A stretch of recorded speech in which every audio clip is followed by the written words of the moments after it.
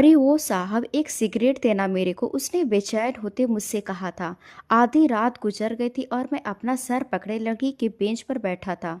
काफी देर से उसे देख रहा था, जो उम्र में शायद 21 से 22 साल की थी।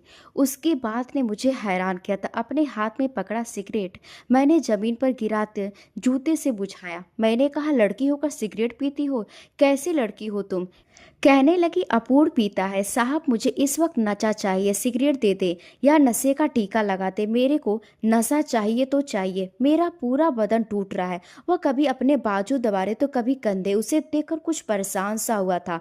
फिर कहने लगी, साहब क्या तुम्हारे पास शराब भी है? मैंने गुस्से से कहा, सट अप, यहाँ से जाओ। रात के 2:30 बजे हैं और मैं बार बार अपनी घड़ी देख रहा था। पता नहीं कौन कितनी लेट थी, कितनी पीछे। 3 घंटे से मैं छोटी सी स्टेशन पर बैठा अपनी ट्रेन का इंतजार कर रहा था, जो काफ़ी लेट हो चुकी थी। हालांकि दिसंबर का महीना शुरू हो चुका था। हवा में कपकपाहट थी। रात की हवा काफ़ी ठंडी थी और वह लड़की चुस्त कपड़े पहने बिना दुपट्टे के मेकअप किए अभी अभी स्टेशन के अंदर दाखिल हुई थी। वहां मौजूद लोग लोफर किस्म के लड़के उसे देखकर कहने लगे, अरे वो गुलाबो, 1 घंटे का कितना लोग? यह कहते वह हंस रहे थे। आंखों में बुरी नजर की चमक थी। वह कहने लगी, कुत्ते कमीने, साले कंगाल, मुझे अपने आप को बाप का माल समझ रखा है क्या? साली खाली जेब लिए गुलाबों को धोखा देता है। उस वक्त मैं अकेला ही मुसाफिर था। उसकी बातें सुनकर मुझे अंदाजा हो चुका था कि यह कॉल गर्ल है और रात के इस पहर क्यों इधर उधर मंडरा रही है। यह भी जान चुका था कि अच्छी खासी खूबसूरत लड़की है और वो इन लड़कों को गालियां देने के बाद मेरी बेंच पर बैठ गई। वह अभी भी गुस्से में थी। उस नौजवान को देखकर कहने लगी, साला फोकट का माल समझ रखा है मेरे को। गुलाबो एक रात का 15,000 लेती है और 15,000 साला घंटे की बात करता है। फिर उसने अपने पर्स को खोला और उसमें से एक निचड़ा हुआ सिगरेट निकाला, जो शायद आधा जल चुका था। यह देखकर उस लड़की के चेहरे पर परेशानी छा गई। उसने उस सिगरेट को ठीक किया, फिर मुंह में रखकर उसे देखने लगी। कहने लगी, ये साहब, माचिस है तेरे पास? मैंने अपना रुख दूसरी तरफ मोड़ लिया। ए हीरो, तुझसे बात कर रही है। अपने माचिस या लाइटर है क्या तेरे पास? मैंने इनकार में सर हिलाया। कहने लगी, साला अपन की किस्मत ही खराब है। उसने गुस्से से वह सिगरेट जमीन पर फेंककर अपनी हील से कुचल दिया। मैंने अपनी जेब से सिगरेट निकालकर अपने लबों पर लगाया और लाइटर से जलाकर पीने लगा। वह कहने लगी, अरे वाह साहब, तेरे पास लाइटर था तो अपन को दिया क्यों नहीं? मैंने उसे जवाब देना भी जरूरी नहीं समझा। कुछ देर वह मुझे सिगरेट पीते देखती रही, फिर मांगने लगी। मैंने उसे जवाब तक देना गवारा नहीं किया। जब वह मेरे करीब आकर बैठ गई तो कहने लगी, साहिब, तू मुझे फोकट लगता है। देख, ट्रेन अभी नहीं आई। अभी भी ट्रेन आने में 2 घंटे बाकी है। अगर तू कहे तो अपन तेरा यह वक्त अच्छा गुजार देगी। यहाँ करीब में छोटा सा होटल भी है, उसके मालिक से मेरा चलता है। कमरा साफ सुथरा होता है, गर्म पानी भी बाथरूम में होता है। कमरे में गुलाब की खुशबू भी छिड़की होती है। एकदम मस्त माहौल होता है। झकास किस्म का ख्याल है साहब। यह लड़की ने बड़ी राजदारी से मुझसे कहा और मेरा खून खौल उठा। मैंने कहा, उठो और दफा हो जाओ यहाँ से। पता नहीं मैं कैसे कंट्रोल के साथ उसकी सारी बकवास सुन रहा था। वह कहने लगी, मुझे नशा करना है, बदन टूट रहा है। और वह बार बार अपने हाथ से अपने बाजुओं को मसल रही थी, जैसे वह किसी बड़ी चुनौती से गुजर रही हो। कहने लगी, साहब वैसे तो अपूर्व 15,000 से कम नहीं लेती, लेकिन चल तुझे डिस्काउंट देती है। मैंने कहा, तुम उठकर जाती हो? मैंने गुस्से से फनकार से कहा, अपना मुंह बंद रखो वरना लिहाज नहीं करूंगा तुम्हारा। मुझे गुस्से में देखकर कहने लगी, अच्छा ऐसा कर, 1,000 उधार दे दे, वापस लौटा दूंगी। मैंने कहा, ताकि तुम नशा करो? मेरी बात सुनकर कहने लगी, हाँ मैं नशा करती हूँ तो तुझे दुआएं भी दूंगी। मैंने कहा, मेरे पास कोई पैसे नहीं है। कहने लगी, अगर मैं यह कहती कि मैं भूखी हूँ, कल से कुछ खाया नहीं है, तब तू पैसे देता? हालांकि पैसे लेकर मैं नशा नहीं करती, सच बोल रही हूँ। मैं तो पैसा नहीं दे रहा। मैंने फिर से घड़ी की तरफ देखा। दूर से मुझे हॉर्न की आवाज आई। मैंने दिल ही दिल में धन्यवाद किया, फिर झटपट से अपना बैग उठाया और जैसे ट्रेन प्लेटफार्म पर खड़े मैं फौरन ट्रेन में चढ़ गया। वह कहने लगी, साहब उधारी दे दो, अगली बार आओगे तो लौटा दूंगी। मुझे यहाँ आना ही नहीं था। मैं अपनी सीट पर जाकर बैठ गया। वह लड़की मेरे खिड़की के पास आकर खड़ी हो गई, कहने लगी, साहब दे दो ना कुछ पैसे, अगली बार आओगे तो सच में लौटा दूंगी। मैंने जान छुड़ाने के लिए अपने जेब से 500 का नोट निकाला, उसे पकड़ा दिया। कहने लगी, साहब अगली बार आओगे तो लौटा दूंगी। बड़ी खुश थी। मैंने सोचा मेरा यहाँ दोबारा आना वैसे भी मुमकिन नहीं। मैं तो उस छोटे से गांव से कोई ताल्लुक नहीं रखता था और ना दोबारा वहां जाने का कोई इरादा था। वह तो मुझे नासिक की ट्रेन नहीं मिली थी, इसलिए इस गांव में उतरकर मुझे दूसरी ट्रेन पकड़नी पड़ी। मैं काफ़ी थक चुका था, इसलिए अपनी सीट पर लेट गया। मेरे कैबिन में एक ही शख्स था और जो सोया हुआ था। मैंने भी अपनी आंखें बंद कर ली। सुबह 9:30 बजे यह ट्रेन नासिक पहुंची। आंखें बंद करते ही मुझे दिव्या का चेहरा नजर आने लगा। प्लीज़ दिव्या, मुस्कुरा दो ताकि यह 3 दिन मेरे अच्छे गुजर जाएं। मैंने उसके गले में बाहें डालते हुए कहा, तुम बिल्कुल नहीं बदले। मैंने कहा, इन 6 सालों में तुम और ज़्यादा खूबसूरत हो गई हो। मैंने उसे अपने सीने से साथ लगाते हुए कहा। वह कहने लगी, कार्तिक कभी मुझसे उब तो नहीं जाओगे? उस वक्त उसका दिल बड़ी जोर जोर से धड़क रहा था। मैंने कहा, तुम्हें क्या लगता है? कहने लगी, डर लगता है। मैंने उसे और भी ज़्यादा अपने सीने से लगा लिया। मैंने कहा, क्यों एतबार नहीं करती हो मुझ पर? मैं रोज़ रोज़ तुम्हें यकीन नहीं दिला सकता। प्लीज़। उसकी सिसकियाँ मेरे कानों में टकरा रही थी। मैं उससे पीछे हट गया। वह कहने लगी, तुम नहीं जानते तुम्हारे घर वाले क्या सोच रहे हैं। मैंने कहा, मैं सब जानता हूँ। वह कहने लगी, मम्मी जी पक्का इरादा कर चुकी है। मैंने कहा, मैं समझा दूंगा, तुम बहुत परेशान मत हो। एक झूठी तसल्ली मैं उसे देकर आया था। हालांकि मैं जानता था कि माता जी के हुक्म के सामने कोई भी आवाज़ ऊंची करने की हिम्मत नहीं रखता है। धीरे धीरे मेरी आंखों में नींद उतरने लगी और मैं गहरी नींद में चला गया था। सुबह 7:30 बजे नींद खुली। बाकी का वक्त खिड़की से बाहर झांकते हुए बीत गया। जैसे मैं नासिक पहुंचा और अपने घर के अंदर दाखिल हुआ, माँ सामने तख्त पर बैठी थी। मैंने सबसे पहले जाकर उनके पैर छुए। वह बोली, खुश रह बेटा। मैंने कहा, माँ मैं थोड़ा फ्रेश हो जाऊं, सफ़र की वजह से बहुत थक गया हूँ, थोड़ा आराम करके फिर बैठते हैं बातें करने में। वो बोली, हाँ जा, और सुन, शाम को मेरे कमरे में ज़रूर आ जाना, तुझसे कुछ ज़रूरी बात करनी है। मेरा दिल तेजी से धड़कने लगा था क्योंकि मैं जानता था माँ क्या बात करने वाली है। मैंने कहा, हाँ माँ ज़रूर आऊँगा। जब मैं अपने कमरे में गया तो दिव्या बैठी रो रही थी। जैसे ही मैं अंदर गया उसे रोते देखा, मैं फौरन उसके पास पहुंचा। मुझे देखकर उसकी आंखें पीछी हुई और बोली, आप कब आए? मैंने कहा, तुम रो क्यों रही हो? हुआ क्या है तुम्हें? वो बोली, कुछ नहीं, जैसे आपको कुछ नहीं पता। मैंने कहा, क्या माँ ने कुछ कहा है? वो बोली, मैं थक चुकी हूँ, अब बर्दाश्त नहीं होता। हर वक्त आपकी माँ के ताने सुन सुन के दिल कटने लगा है। मैं अपनी माँ के स्वभाव को अच्छी तरह से जानता था। मैं उनके पास बैठ गया और कहा, मेरी मोहब्बत तेरे लिए काफ़ी नहीं है? तू जानती है माँ कैसी है, फिर क्यों खुद को इतना तकलीफ देती है? वो बोली, देख रहे हैं ना? या उसने सामने रखी डिप्रेशन की दवाइयों की तरफ इशारा किया। आपकी माँ की बातों की वजह से मैं अब दिमागी तौर पर बीमार हो चुकी हूँ। हर चीज़ की एक हद होती है कार्तिक। आज आपके किसी रिश्तेदार के घर गोद भराई की रस्म थी, उसमें आपकी माँ ने मुझे साफ मना कर दिया। बोली, तू नहीं जाएगी, अगर तेरा साया भी उस औरत पर पड़ गया तो उसका बच्चा गिर जाएगा। यह सुनकर मेरे तो जैसे पैरों तले से जमीन सरक गई। वो बोली, पता नहीं भगवान ने मुझे माँ क्यों नहीं बनाया। वह हिचकियाँ लेकर रोने लगी। मैंने उसे अपने पास खींच लिया। मैंने कहा, छोड़ ना माँ की बातों को।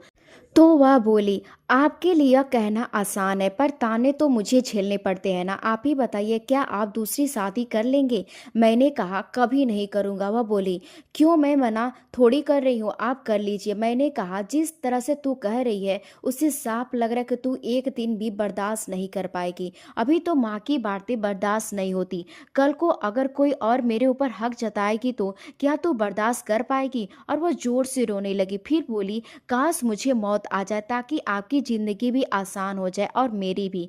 मैंने कहा, कैसी बातें कर रही हो तू दिव्या, पागल हो गई हो तुम? मैं बहुत थका हूँ दिव्या, मुझे तेरा मुस्कुराता चेहरा देखना है। कुछ दिन सुकून से तेरे साथ बिताने का सोचा था, लेकिन तू तो रो रही है। वो बोली, आज आपकी माँ ने साफ कह दिया कि इन 2 दिनों में कार्तिक की शादी का रिश्ता पक्का करके ही छोड़ूंगी। मैंने कहा, उन्हें कहने दो, शादी तो मैं करूँगा तभी ना जब कुछ होगा। वो बोली, आप अपनी माँ के सामने कुछ नहीं बोल सकती। मैंने कहा, प्लीज अभी मुझे सोने दे। इतना कहकर मैं अलमारी से कपड़े निकाले और नहाने चला गया।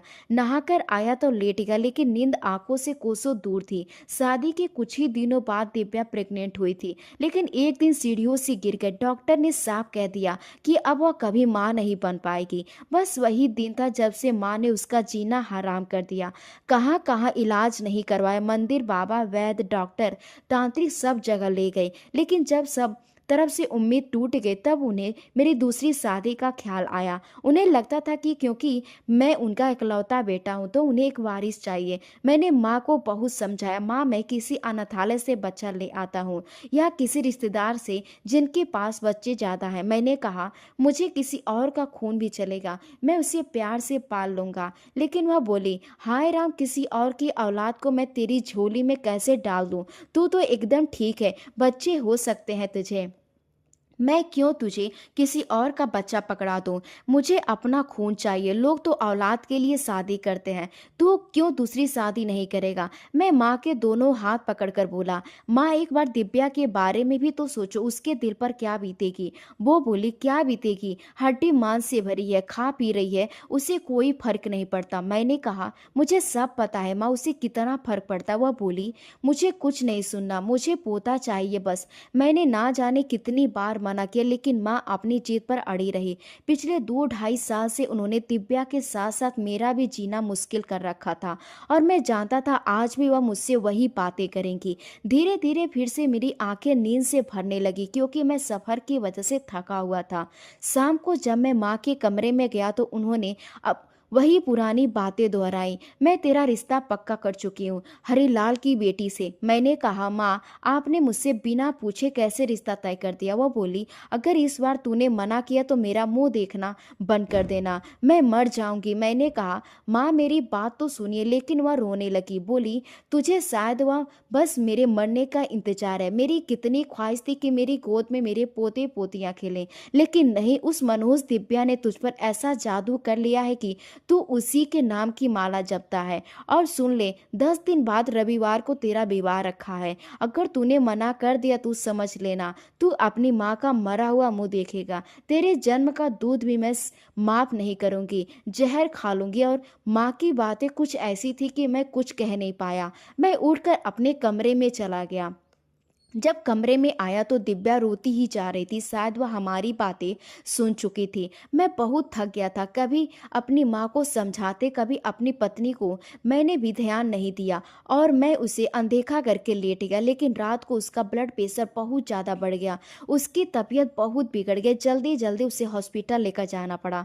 डॉक्टर ने कहा कि अगर और तनाव मिला तो उसका नर्वस ब्रेकडाउन हो सकता है। और बहुत परेशान था कि अब मैं करूँ तो क्या करूँ। मुझे पता था कि माँ को यह सब नाटक ही लगेगा, लेकिन दिव्या की हालत सच में ठीक ही नहीं थी। मैं उसे घर लेकर आया तो माँ कहने लगी, अब क्या हो गया तेरे नौटंकी पत्नी को? शुरू हो गए उसके नए नखरे। तो वह मुझसे गुस्से में बोल रही थी। फिर बोली, अगर मर भी गई तो मुझे चिंता मत कर, मैं तेरा दूसरा ब्याह करा दूंगी। मैंने कहा, माँ दिव्या प्रेग्नेंट है। यह सुनकर जितनी मेरी माँ हैरान थी उतनी ही दिव्या भी। वो बोली, यह कैसे हो सकता है? डॉक्टर तो बोल रही थी कि कोई चांस नहीं है। मैंने कहा, डॉक्टर भगवान थोड़ी ना है, मैं तो पहले भी कहता था, जब ऊपर वाला चाहेगा तब सब हो जाएगा। माँ यह सब सुनकर बिल्कुल बदल गई। उसने मेरा माथा चूम दिया, दिव्या को गले से लगा लिया। वह हैरानी से मुझे देखने जा रही थी।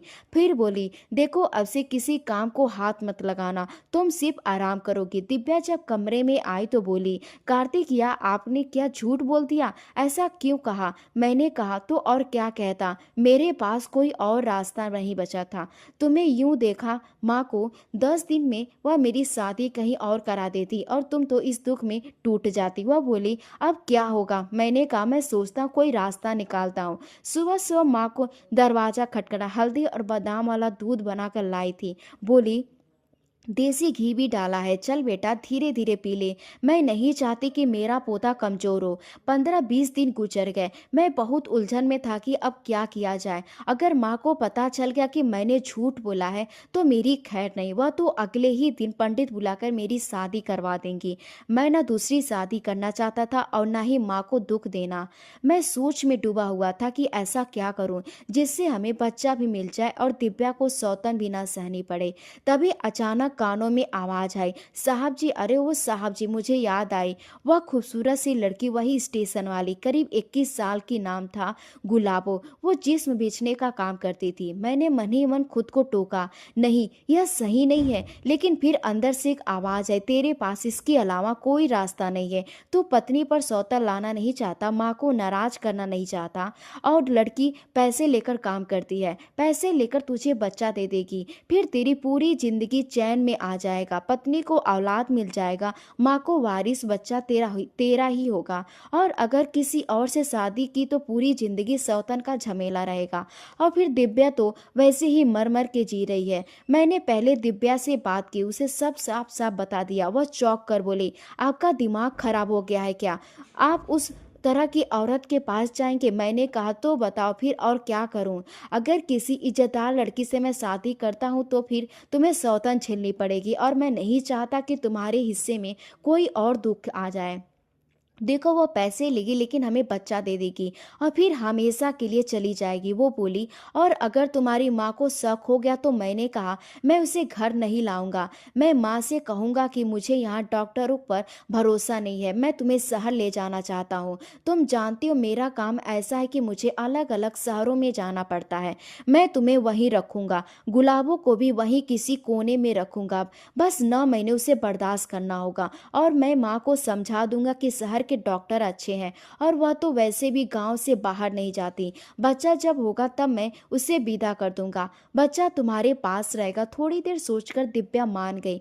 मैंने कहा, मैं जाकर उससे बात करूंगा, शहर वाला घर तो खाली ही है, मैं उस लड़की को वहां ले जाऊंगा, फिर तुम्हें भी वहीं लाऊंगा। वह बोली, ठीक है। कुछ दिनों बाद मैं निकल गया, उसी गांव पहुंचा जहां मैंने उसे देखा था। लंबा सफर तय करके जैसे तैसे वहां पहुंचा। बहुत देर तक उसे ढूंढता रहा लेकिन वह नहीं मिली। फिर एक नौजवान जो उस दिन उससे छेड़छाड़ कर रहा था और गुलाबो उसे गालियां दे रही थी। मैंने उससे पूछा, वो गुलाबो कहाँ? वो बोला, कौन गुलाबो? फिर उसने मुझे ऊपर से नीचे तक देखा और बोला, तू क्यों पूछ रहा है? मैंने कहा, मुझे उससे मिलना है, अगर पता हो तो बता दो। वो बोला, चल आजा। फिर वो मुझे स्टेशन से बाहर ले गया। पास के होटल में जाकर मैनेजर से कहने लगा, यहाँ गुलाबों का ग्राहक है। यह सुनते ही मैनेजर बोला, साहब अभी रुको, आज रात वो नहीं मिल सकती, कल आना। मैंने कहा, इस होटल में कमरा मिल सकता है? वो बोली, हाँ हाँ, क्यों नहीं मिल सकता। फिर मैंने उसी होटल में कमरा ले लिया। बड़ा अजीबो गरीब सा होटल था, छोटे छोटे कमरे थे, बिस्तर पर बिछे चादरों से बदबू आ रही थी। बड़ी मुश्किल से मैं उस कमरे में बैठा। फिर मैंने कहा, यहाँ की चादर बदलवा दो और सफाई भी करवा दो। मैनेजर बोला, सफाई तो है, चादर तो अभी बदली है, स्प्रे भी किया ताकि कमरे की बदबू खत्म हो सके। अजीबो गरीब लोग रहते हैं यहाँ। मैंने कहा, जब गुलाबो फुर्सत हो जाए तो उसे मेरे कमरे में भेज देना। मैनेजर बोला, ऐसा भी क्या है गुलाबो से? सर, मेरे पास वो और भी लोग हैं, अगर रात बितानी हो तो भेज दूंगा, लेकिन पैसे की डीलिंग मैं करूंगा। मैंने कहा, मुझे सिर्फ गुलाबो से बात करनी है, मुझे सिर्फ वही चाहिए। वो बोला, अच्छा ठीक है। बड़ी मुश्किल से वह रात मैंने उस कमरे में काटी। सुबह मेरे कमरे के दरवाजे पर दस्तक हुई। मैंने दरवाजा खोला तो वह लड़की हैरान सी मुझे देख रही थी। कहने लगी, साहब तुमने अपुन को बुलाया था? मैंने कहा, हाँ मैंने तुझे बुलाया था। वह अंदर आ गई। कहने लगी, अच्छा तुम्हारा 500 देना था? या कहकर उसने दुपट्टे के कोने से गट्ठा खोला, 500 का नोट निकाला। कहने लगी, अपूर्ण को पता था तू आएगा, मैंने पैसे कोई नहीं छोड़ता साहब, अपूर्ण भी नहीं छोड़ता। यह ले तेरा बहुत बहुत मेहरबानी। तू उस दिन 500 ना देता तो मेरा नशा टूट जाता। अभी भी वह आधे नशे में लग रही थी। मैंने कहा, मुझे तुमसे कुछ और बात करनी है। वो बोली, देख दिन के वक्त मैं किसी के साथ नहीं होती, यह दिन वाला खेल मैं नहीं खेलती। बस रात को अगर तुम्हें मेरी ज़रूरत हो तो मैं आ सकती हूँ। रात को अगर तू इस होटल के मैनेजर से डील करेगा ना तो वह तुझे मुझे पैसे कम देगा। बड़ा घटिया इंसान है, मुझे तुमसे डील करना होगा तो मैं तुझे डिस्काउंट कर दूंगी। मैंने कहा मुझे सिर्फ तुझसे बात करनी है। वो बोली क्या बात करनी है? अभी मुझे कोई बात नहीं करनी, अभी मुझे बहुत नींद आ रही है, मैं बस अपने घर जाऊंगी और सो जाऊंगी, रात को आ जाऊंगी तुम्हारे पास। मैंने कहा ठीक है, मैं इंतजार कर लूंगा। वो बोली देख, अगर तू मैनेजर से डील करेगा ना तो तुझे 2,000 लेगा और मुझे सिर्फ 10,000 देगा, और अगर तुम मुझसे डील करेगा ना तो अपन तुझे 15,000 में दे देगा और मेरे साथ भावगत ताव का रहेगी। मैंने कहा मैं तुम्हें पूरे 20,000 दूंगा, लेकिन रात को जल्दी आ जाना। यह सुनती उसकी आंखें फटी की फटी रह गई। कहने लगी सच्ची तू मेरे को 20,000 देगा? मैंने कहा हाँ, इससे ज़्यादा भी दे सकता है। वो बोली ठीक है, मैं शाम को 7:30 बजे तक ही आ जाऊंगी। फिर वह वहीं से बाहर निकल गई। अभी 3-4 कदम ही आगे बढ़ी थी कि पलटकर मेरे पास आई और कहने लगी साहब, यह ना हो कि मैंने सोने चली गई और तू किसी और के लिए चले जाए। यह सुनकर मुस्कुरा दी, कहने लगी चलो ठीक है। फिर वह चली गई। मैं आज तक कभी ऐसी जगह पर नहीं आया था और ना ही आज तक कभी दिव्या के अलावा किसी को छुआ था। उस अजीब से कमरे में और भी नहीं रह सकता था, इसलिए मैं उस होटल को छोड़ दिया। मैनेजर ने कहा जब गुलाबो आए तो मुझे बता देना। वह बोला ठीक है, बता दूंगा। मैंने कमरे का बिल दिया और उसी गांव में एक ठीक ठाक और अच्छा होटल देखकर उसमें कमरा बुक करवा लिया। शाम को 7:30 बजे मैनेजर का फोन मेरे मोबाइल पर आने लगा। वह कहने लगा गुलाबो आ गई है। कुछ ही देर में मैं उसे लेने के लिए वहां चला गया। वह कहने लगी साहब, तुमने इस होटल का कमरा क्यों छोड़ दिया? यह तो काफी साफ है, पानी भी आता है। मैंने कहा मैं तुम्हें यहाँ लेकर जा रहा हूँ, वह इससे ज़्यादा अच्छा है। फिर मैं उसे अपने साथ उस होटल में ले गया जहाँ मैंने कमरा बुक किया था। इतना अच्छा कमरा देखकर वो बड़ी खुश हुई थी। कहने लगी यह तो महल है। कमरे में ऐसी तक हुआ था कि एक एक चीज़ देखकर खुश हो रही थी। फिर फ्रिज खोलकर उसने एक बियर को कैन निकाला और मेरे सामने खोलकर कहने लगी साहब जी, तुम तो बड़े अमीर हो, और आलती पालती मारकर सोफे पर बैठ गए। उस वक्त एक चुस्त कपड़े में थी और कई जगह उसका कपड़ा कुछ हट गया था। जब भी मैं उसकी तरफ बेबागी से देखता तो वह मेरे जमीन अंदर से मुझे झकझोर देता, तो फिर मेरी नज़र खुद भी खुद झुक जाती। शरीफ इंसान के लिए शायद इससे मुश्किल काम और कोई नहीं हो सकता। जिस मुकाम पर मैं खड़ा हो गया था, खैर उसे कैन खाली किया और अपने कचरे की टोकरी में फेंक दिया। कहने लगी चलो जाओ साहब जल्दी से। यह कहकर वह बेड पर जाकर बैठ गए। मुझे ऐसा बहुत अजीब लग रहा था। मैं सोफे से उठा और उसके सामने आकर बैठ गया। मैं सोच रहा था कि उससे बात कैसे शुरू करूं, तभी उसने दुपट्टा उतार साइड में रख दिया। कहने लगी बत्ती जलाओगे या बंद करोगे? मैंने कहा मैं तुमसे पहले बात करना चाहता हूँ। वो बोली साहब अपनी जुबान से मत फिरना, तुमने 20,000 कहा था, मैं इसलिए घर से नहा धोकर खुशबू लगाकर नया जोड़ा पहन कर आई हूँ और अब मैं पैसे कम नहीं करूँगी। मैंने कहा मैं पैसे कम नहीं करवा रहा हूँ, तुमसे और डील करवाना चाहता हूँ। वह मुस्कुरा कर बोली अच्छा। मुझे देखकर नीयत खराब हो गई और हंस पड़ी। मुस्कुराते हुए भी बड़ी प्यारी लगती थी, चेहरे पर एक डिम्पल पड़ता था। पता नहीं बेचारी इस काम में कैसे पड़ गई। उसके मुंह से ऐसी बातें सुनकर मुझे कुछ होने लगता था। हमारे पास खाने पीने का भी ढंग से नहीं होता था, पेट भरना भी मुश्किल होता था। मैं भी कोई अच्छा इंसान नहीं था, मैं भी अपने मतलब के लिए उसके पास आया था। मैंने कहा अगर मैं तुम्हारे साथ 1 साल रहना चाहूँ तो? कहने लगी 1 साल? यह तो बहुत ज़्यादा है सेठ, 1 साल में तो मुझे बोर नहीं हो जाएगा? मैंने कहा असल में मुझे बच्चा चाहिए। मेरी बात सुनकर हैरानी से मुझे देखने लगी। कहने लगी बच्चा चाहिए? देख मैं बच्चे पैदा नहीं करती, और अगर तुझे बच्चा चाहिए तो किसी और शरीफ औरत से जाकर शादी कर, फिर बच्चा कर ले। मैंने कहा मेरी बीवी है। कहने लगी बीवी है तो फिर उससे बच्चा करना मुझसे क्यों कर रहा है? मैंने कहा उससे बच्चा नहीं हो सकता और मैं तुझे जितना चाहे पैसा दूंगा। मेरी बात सुनकर वो सोच में पड़ गई। कहने लगी कितने पैसे देगा? मैंने कहा जितने तुम कहोगी। वह कहने लगी 6 लाख दोगे? मैंने कहा इससे ज़्यादा दूंगा। उसकी आंखें चमक उठी। कहने लगी इससे भी ज़्यादा पैसे दोगे? मैंने कहा हाँ, 10 या 15 लाख, तुम्हें जितने चाहिए। कहने लगी ठीक है, मैं तुम्हें एक नहीं 10 बच्चे पैदा कर दूंगी। मैंने कहा अगर तुम्हारा कोई घर है, कोई परिवार है तो जाकर उससे कह दो, मैं तुम्हें यहाँ से लेकर जाना चाहता हूँ। कहने लगी अब अपूर्ण का कोई नहीं है, लवारिस हूँ मैं। मैंने कहा ठीक है, फिर हम सुबह यहाँ से निकल जाएंगे। कहने लगी मैं अपने कपड़े लेकर आ जाऊंगी। मैंने कहा नहीं, मैं तुम्हें नए कपड़े खरीद कर दूंगा। यह सुनकर मुस्कुराकर कहने लगी, ओ सीट, इतनी अच्छी लगी मैं तुझे और मुझे कि ये नए कपड़े लेकर देगा। मैंने कहा कल हम निकल जाएंगे, अभी तुम चाहे तो यहाँ जा सकती हो, चाहो तो यहीं रह सकती हो। वह कहने लगी अच्छा चल ठीक है। यह कहकर वह बेड पर लेट गई। मैं जैसे ही बेड से उठा तो कहने लगी कहाँ जा रहे हो, रात नहीं गुजारोगे? मैंने कहा नहीं, ऐसे नहीं, तुम सो जाओगी। यह कहकर मैं सोफे पर जाकर लेट गया। फिर कुछ ही देर में मैं सो भी गया था। सुबह सुबह मैं उसे अपने साथ स्टेशन ले गया। वहां से पुणे शहर की 2 टिकटें ली और उसे पुणे ले जाकर आया। मेरा घर देखकर कहने लगी यह तो बड़ा सुंदर है, मैं यहाँ रहूंगी। मैंने कहा तुम यहाँ रहोगी। अब मैं सोच रहा था कि आगे क्या करूं। मैंने फोन करके सारी बात दिव्या को बताई। वह कहने लगी आपने सही किया, अब आप मुझे लेने आ सकते हैं। मैंने कहा बहुत जल्द आऊँगा। फिर फोन काटने लगा। वह कहने लगी कार्तिक। मैंने कहा हाँ बोलो। कहने लगी उसे शादी तो नहीं करोगे ना? मैंने कहा नहीं, पागल हो गई हो क्या?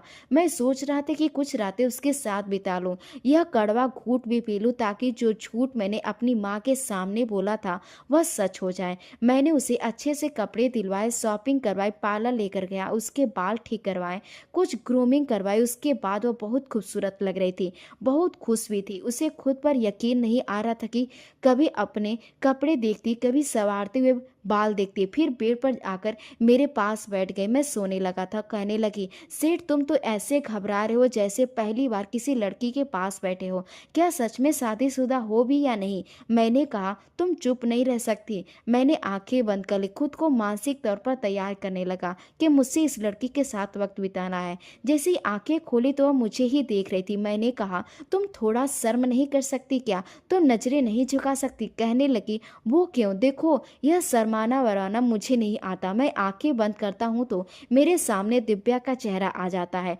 बस जितना मैं यह काम आसान समझ रहा था उतना आसान नहीं है। यह काम मुझसे हो ही नहीं पाया।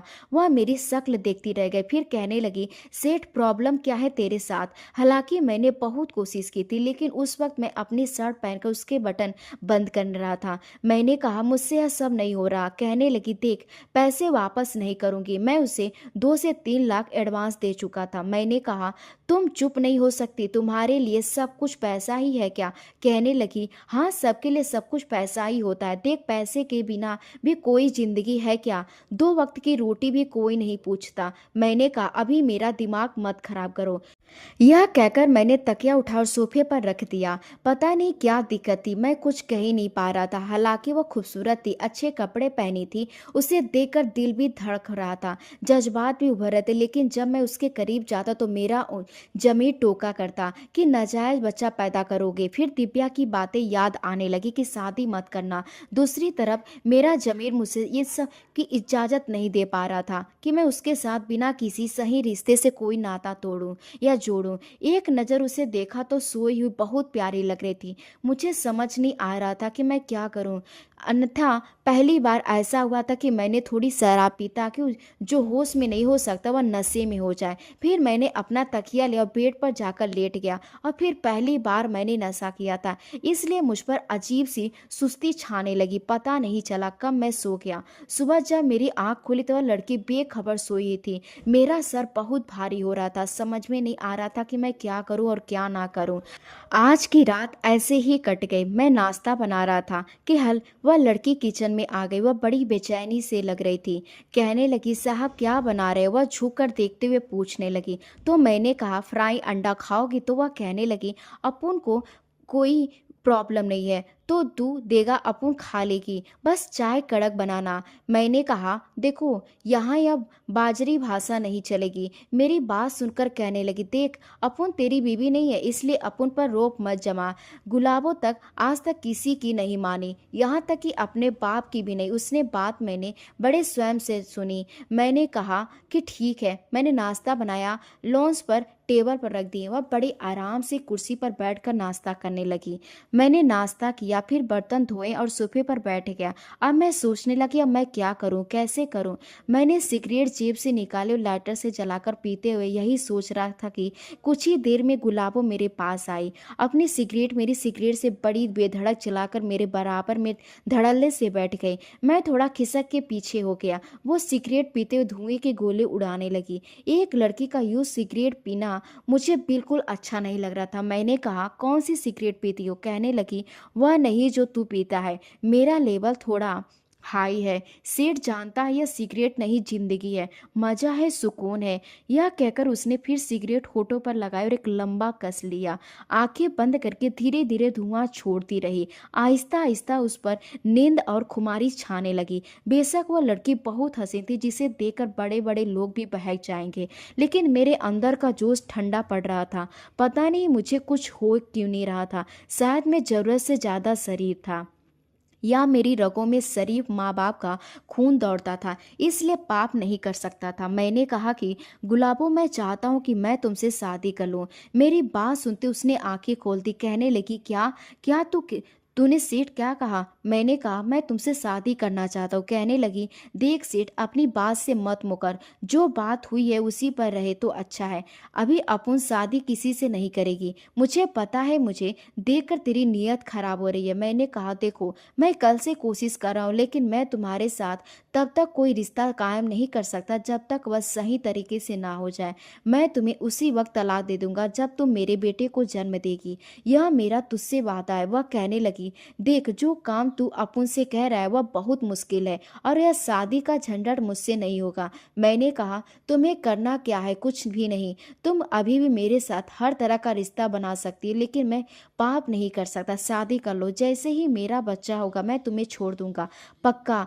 मेरी अपनी बीबी है यार, मैं तुझसे बहुत मोहब्बत करता हूँ, और तुझसे शादी करना, बच्चा पैदा करना मेरी मजबूरी है। वह कहने लगी, ठीक है, लेकिन अब मैं 20 लाख लूंगी। मैंने कहा, ठीक है, ले लेना। कहने लगी, चल ठीक है, कर लेते हैं शादी। यह कहकर उसने सिगरेट का टुकड़ा फेंका और लड़खड़ाते कदमों से कमरे में चली गई। फिर जो वह सोई तो शाम को ही उठी। तब तक मैंने शादी का सारा इंतजाम कर लिया। मेरा उसी से विवाह हो गया। पंडित जी के सामने भी उसने वही बाजरी भाषा का इस्तेमाल किया। बार बार कह रही थी, ले ले फेरे, अब क्या जान लेगा बच्ची की। पंडित जी तो कभी उसको देख रहे थे, कभी मुझे। मुझे समझ नहीं आ रहा था उस जाहिल लड़की को समझाऊं तो कैसे समझाऊं। खैर शादी भी हो गई, लेकिन जब मैं रात को कमरे में आया तो दिल की वही बेचैनी थी। बहुत मुश्किल से खुद को समझा पाया।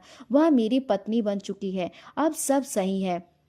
लेकिन जैसे उसके करीब गया तो उसके बाजू पर हाथ रखा तो उसने झट से मेरा हाथ नीचे कर दिया। मैंने कहा, क्या हुआ? कहने लगी, यहाँ मेरे बहुत गहरे जख्म हैं, यहाँ हाथ मत लगाओ। मैंने कहा, क्या हुआ है तुम्हें? कहने लगी, छोड़ना साहब, हम जैसी औरतों के पूरे वजूद में तुझे ऐसे ही जख्मों के निशान मिलेंगे। मर्द की हैवानियत और मजबूरी का सबूत हमारे शरीर से मिल जाता है। तू अपना काम कर। मैं तुरंत पीछे हट गया। मैंने कहा, दिखाओ क्या हुआ है तुम्हें। कहने लगी, छोड़ो ना, क्या करेगा तू? मेरे साथ तू भी वही करेगा जो सब मर्द करते हैं। मैंने उसका बाजू पकड़ा और आस्तीन ऊपर की ओर, कंधे से नीचे बहुत गहरा जख्म था। देखकर मेरा दिल कांप उठा। मैंने कहा, यह क्या है? कहने लगी, कोई जानवर बहुत जोर से दांत गड़ा गया था, इतनी जोर से कि मांस तक उतर गया। उसके बाद उसका जहर फैल गया। मुझे अपना हिस्सा कटवाना पड़ा।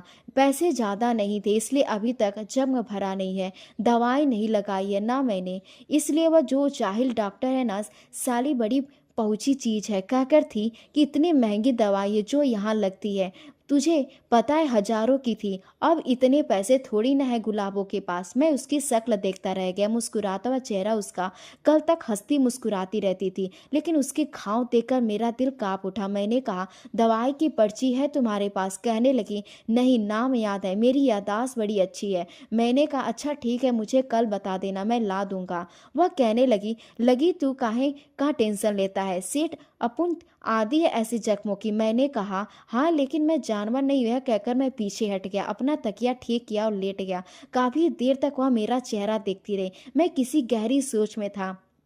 मैं सोच रहा था कि आखिर इंसान को इंसान से कुत्ता क्या बना देती है। वो मर्द जो अपनी पत्नी के साथ भी जानवरों जैसा बर्ताव नहीं कर सकता, वो कुछ पैसों से नहीं इन औरतों के साथ कैसी कैसी हैवानियत कर सकता है। पता है कि पत्नी शोर मचा देगी, खानदान में बात फैल जाएगी, इज्जत पर आ जाएगी। इसलिए अपना जावरपन उतारने के लिए अपने घरों के बजाय इन औरतों को बेजान समझकर इस्तेमाल करते हैं। यह सोचते हुए मैंने गर्दन मोड़कर देखा तो वह मुझे बड़े गौर से देख रही थी। मैंने कहा, ऐसे क्या देख रही हो? वह कहने लगी, कुछ नहीं, देख रही हूँ कि तू पहला मर्द है जिसे मेरे जख्म दिखाई दिए। मैंने कोई जवाब नहीं दिया, फिर साइड का लैंप बंद कर खामोशी से करवट बदलकर सो गया। अगले दिन मैंने उसे दवा ला कर दी, वह बड़ी खुश थी। 5 दिन गुजर गए, शादी तक हो चुकी थी, लेकिन पता नहीं क्या वजह थी, जब मैं उसके करीब जाने लगता तो मेरा दिल जोर जोर से धड़कने लगता। अभी तक मैं इसके साथ वैसे ही नहीं रह पाया था जिसके लिए उसे अपने पास लाया था। शायद मेरे अंदर कहीं वह बात यह थी कि वह एक ऐसी औरत है जिसके साथ कई मर्दों ने रातें गुजारी हैं। हालांकि मुझे उसके साथ जिंदगी नहीं गुजारनी थी, सिर्फ बच्चा पैदा करना था, लेकिन फिर भी हिम्मत नहीं कर पा रहा था। उसके साथ पति पत्नी जैसा कोई रिश्ता नहीं बना पा रहा था। जब मुझसे नहीं हो पाया तो वह गुस्से में मुझे पीछे धक्का देने लगती, फिर सिगरेट पीने लगती। कहने लगी, मुझे समझ आ गया कि मैंने कहा क्या समझा? कहने लगी कि यही कि तुझे बच्चा क्यों नहीं होता। मैंने कहा क्या मतलब? कहने लगी, तू इस लायक ही नहीं, यह दिक्कत तेरी पत्नी में नहीं है, दिक्कत तो तुझ में है। मुझे देखकर हर कोई बेकाबू हो जाता है। अभी मेरे पास कई ऐसे मर्द आए जिनको शादी से डर लगता था, उन्हें पता नहीं था शादी क्या होती, लेकिन मुझे देखकर वह मेरे बिना नहीं रह पाए। लेकिन एक तू है जिसके पास बस कुछ नहीं है। मुझे तो लगता है तू मर्द ही नहीं है, एकदम बेकार है। उसकी बात ने मुझे हिलाकर रख दिया था।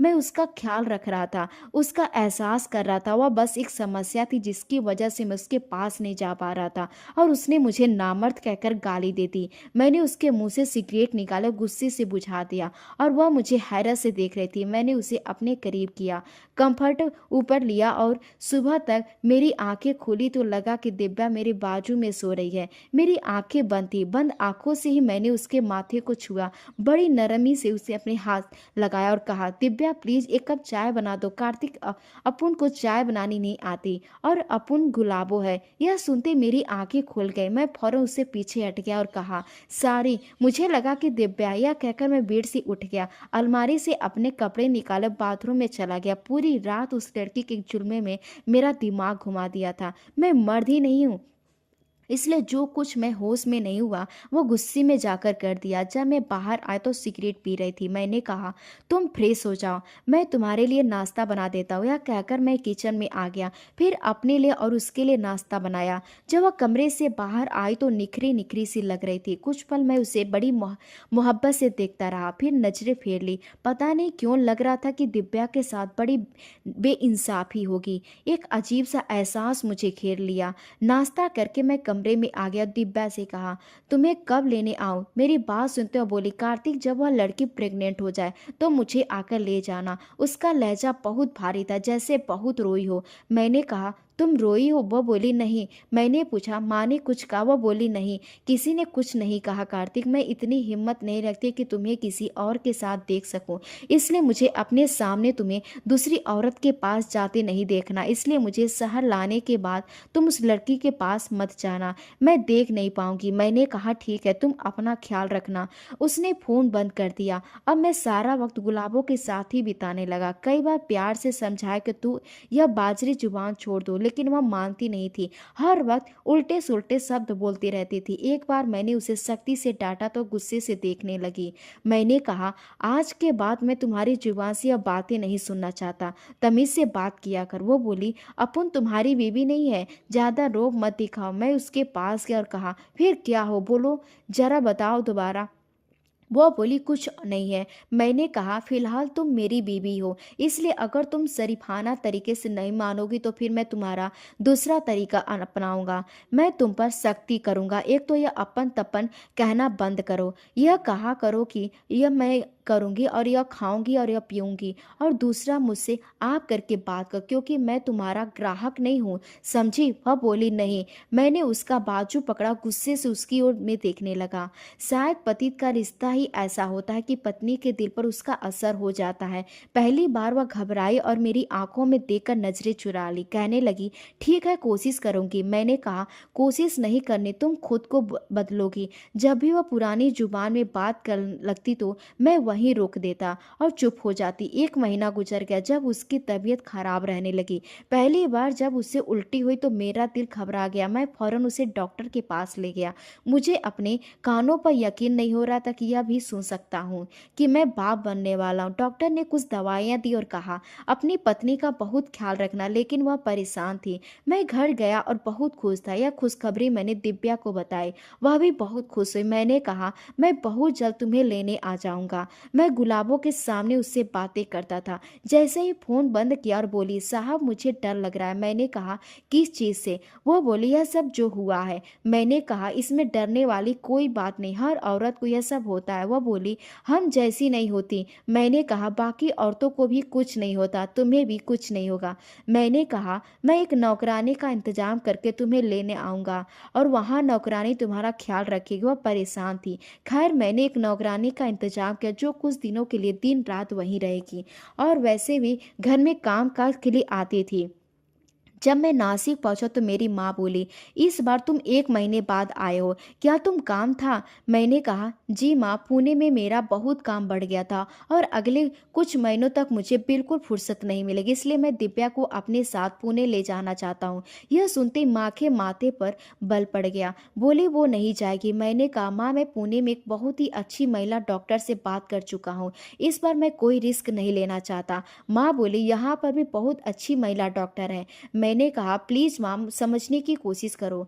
मैं अपना काम छोड़कर यहाँ नहीं बैठ सकता और आप बार बार दिव्या को अस्पताल नहीं ले जा सकती। डॉक्टर ने साफ मना कर दिया है कि अगर इस बार एहतियात नहीं की तो कभी भी बुरा हो सकता है। मैंने माँ को डराया और घबरा भी गई। मैंने कहा, दिव्या और अपने बच्चे की खातिर मैं पुणे की सबसे महंगी और अनुभवी डॉक्टर से बात करके आया हूँ। वह हर हफ्ते उसका चेकअप करेगी। जब आप बताएंगे तो आप क्या चाहती हैं माँ? आप मेरी बात सुनकर चुप हो गई माँ और फिर बोली, ठीक है, देख लेना, इसका बहुत ख्याल रखना, क्योंकि मैं उसे बिस्तर से उठने तक नहीं देती। मैंने कहा, माँ, मैं घर में नौकरानी रखकर आया हूँ, आपसे ज़्यादा और ख्याल क्या रखेगा?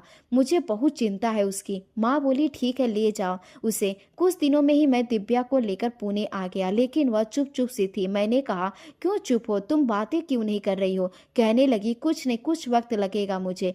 मन कहा, प्लीज, मुझे इस वक्त तुम्हारे साथ की जरूरत है। वह सिर हिलाने लगी। जैसे ही मैं उसे अंदर ले गया, सामने ही नौकरानी सफाई कर रही थी। गुलाबो फ्रूट्स की प्लेट हाथ में पकड़े टीवी देखते हुए फ्रूट्स खा रही थी। मुझे देखते उसके चेहरे पर मुस्कुराहट आई। वो फटाफट से फ्रूट की प्लेट एक तरफ रखी और मेरी तरफ बढ़ गई, लेकिन जैसे दिव्या लॉन्च में आई उसे देखकर गुलाबो वहीं रुक गई। मैंने कहा, गुलाबो, यह मेरी बेबी है दिव्या। फिर मैंने दिव्या को इशारा किया। बड़ी मुश्किल से दिव्या ने अपने चेहरे पर हल्की मुस्कान लाई और गुलाबों के पास जाकर उसे अपने साथ लगा लिया। वह बड़ी हैरानी से मुझे देख रही थी। मैंने भी मुस्कुरा कर पड़ा। फिर पूरा रास्ता दिव्या को यह समझाते हुए आया था कि वह गुलाबों के साथ अच्छा व्यवहार करे, उसे किसी तरह का तनाव ना हो जिससे हमारे बच्चे की सेहत पर असर पड़े। दिव्या उसे कहने लगी, मैं तुम्हारा बहुत ख्याल रखूंगा, तुम्हें डरने की बिल्कुल जरूरत नहीं है, घबराने की भी जरूरत नहीं है। यह सुनकर दिव्या के चेहरे पर मुस्कान आ गई। लेकिन उस रात मैं दिव्या के कमरे में गया था। पता नहीं उसे किस बात का डर था। बार बार कह रही थी, आपने उसके साथ शादी तो नहीं की ना?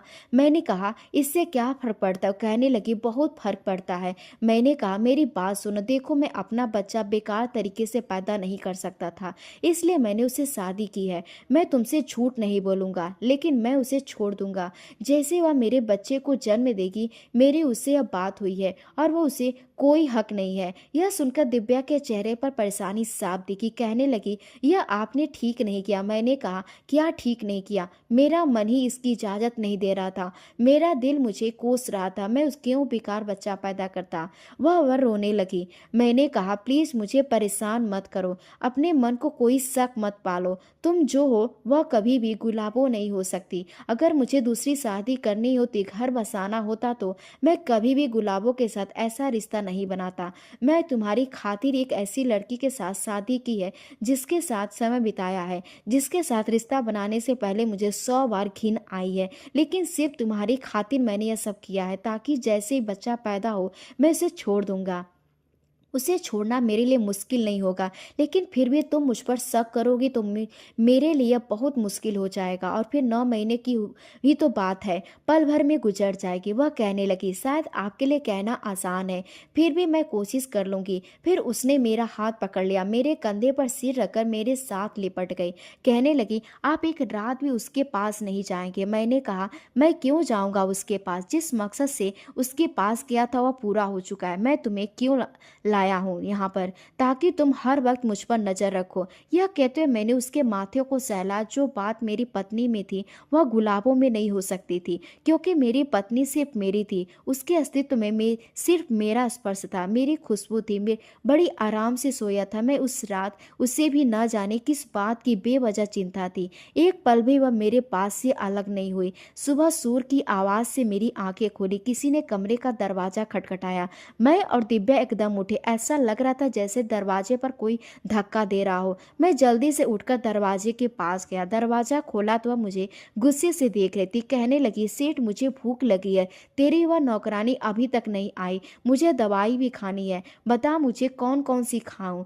फिर वह अपने उसी पुराने अंदाज में बोलने लगी। मैंने उसे घूर कर देखा और कहा, पहले अच्छे तरीके से बात करो, कैसे सिखाया था तुम्हें? उसने अपने माथे पर बल डाला। कहने लगी, अच्छा ठीक है, मुझे भूख लगी है, जल्दी से कुछ दे दो। मैंने कहा, अच्छा तुम बाहर बैठो, मैं आता हूँ। दिव्या भी उठ चुकी थी। मैंने कहा, तुम क्या नाश्ता करोगी?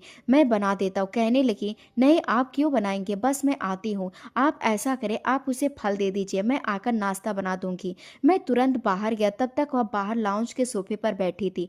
मैंने फ्रिज से फल निकाल कर उसे दिया और कहा, तुम यह खा लो, अभी मेरी बीबी आकर नाश्ता बना देगी। कहने लगी, मुझे रात को डर लगता है, पूरी रात ठीक से नहीं सो पाए।